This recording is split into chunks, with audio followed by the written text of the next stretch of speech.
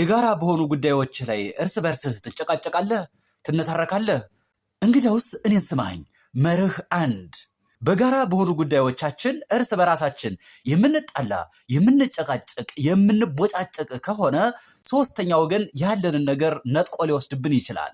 የዚያን ጊዜ ወደን ሳይሆን ተገደን አርፈን እንቀመጣለን፣ ኩምሽሽ እንላለን።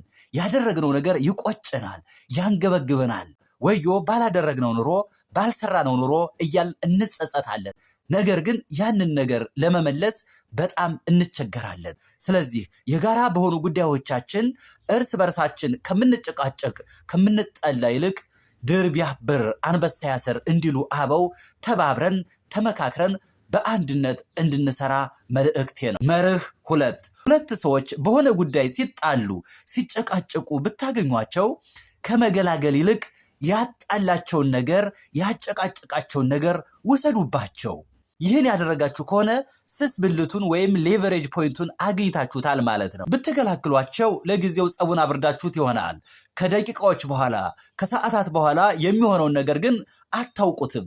ምክንያቱም ድርጊቱ ላይ ወይም ኢቨንቱ ላይ ስላተኮራችሁ ማለት ነው። ነገር ግን ያጣላቸውን ነገር ያጨቃጨቃቸውን ነገር ለይተን ያንን ከወሰድንባቸው ወይም እዚያ ላይ ለውጥ ካመጣን ከፍተኛ የሆነ የማይንድ ሴት ሽፍት ወይም ደግሞ የእሳቤ ለውጥ እናመጣለን ማለት ነው። ነገሮችን ለመለወጥ ከፍተኛው ስስ ብልት ወይም ሌቨሬጅ ፖይንት ትራንሴንዲንግ ዘ ማይንድ ሴት ወይም ደግሞ የእሳቤ ለውጥ ማምጣት ነው። ስለዚህ ይህን በማድረግ ስር ነቀል የሆነ ለውጥ እናመጣለን ማለት ነው። የዚያን ጊዜ ነገሩ ገርሟቸው ጸጥ ረጭ ኩምሽሽ ይላሉ። ምንም ነገር ማድረግ አይችሉም። ምክንያቱም ማይንድ ሴታቸው ላይ እሳቤያቸው ላይ ስለሰራችሁ ማለት ነው። የማስታረቅ ስራ ብቻ የምንሰራ ከሆነ አለባብሰው ቢያርሱ ባፈር ይመለሱ የሚሉትን የአበውን አባባል አድርገናል ማለት ነው። ነገር ግን የሚያጣላቸው ነገር ላይ የሚያዳግም ውሳኔ ከወሰን ወሬን ከስሩ ውሃን ከምንጩ የሚሉትን የአበውን አባባል በስርዓት ተግብረናል ማለት ነው።